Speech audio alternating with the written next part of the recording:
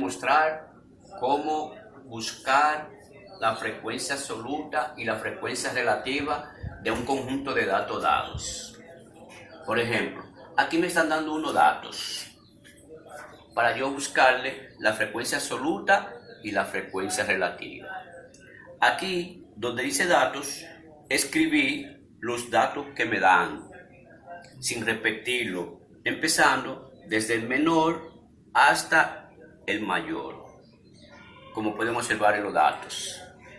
Primero tenemos el 1, que es el menor, el 2, el 3, el 4, el 5 y el 6. Para determinar la frecuencia absoluta, aquí yo voy a poner las veces que el dato se repite, para ponerlo aquí. O sea, que la frecuencia absoluta es el dato que más se repite. O son las veces que se repite el dato dentro del conjunto de datos.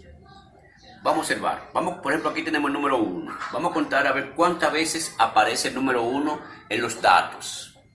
Vamos a contar. 1, 2 y 3. 3 veces. Entonces aquí vamos a poner 3 veces. Ese 3 es la frecuencia absoluta de este datos. Vamos a ver con el número 2. Observamos, contamos a ver cuántas veces se repite. 1, 2, 3 y 4. Ponemos aquí. Entonces, 4 veces se repite el 2. Y seguimos viendo los demás números. El 3 sigue. 1, 2, 3 veces.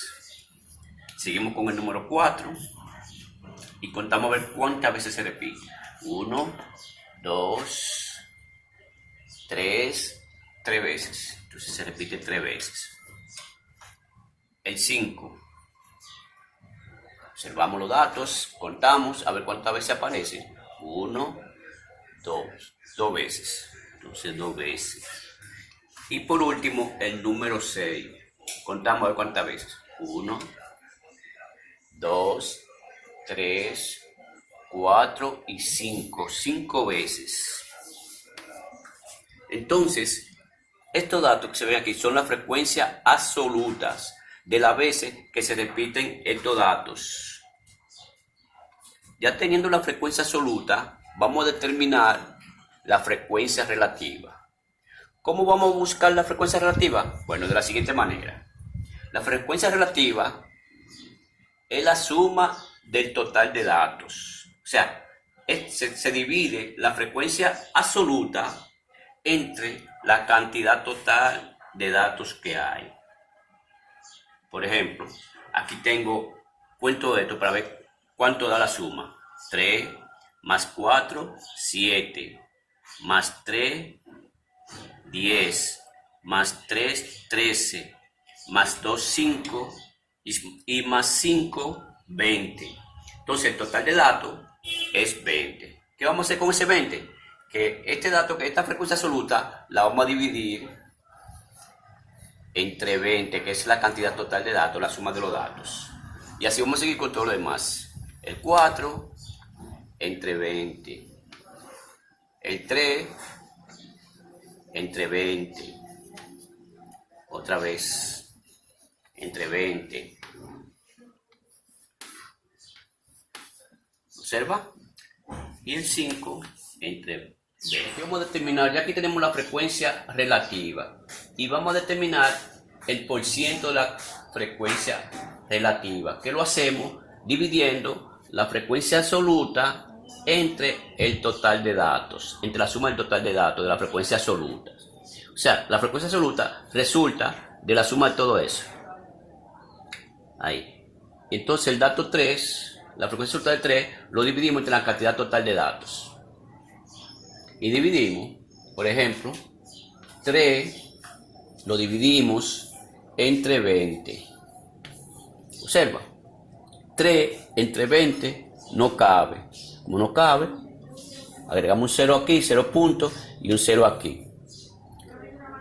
Y ahora decimos 30 entre 20 a 1. 1 por 20, 20. Lo restamos. 0 y me quitan 0, 0. 3 y me quitan 2, me queda 1. 10 entre 20 no cabe.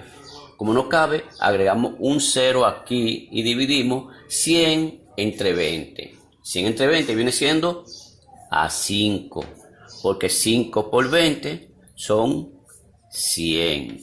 Restamos 0 menos 0, 0, 0 menos 0, 0 y 1 menos 1, 0. Entonces, el resultado del porciento de la cantidad absoluta es 0.15%.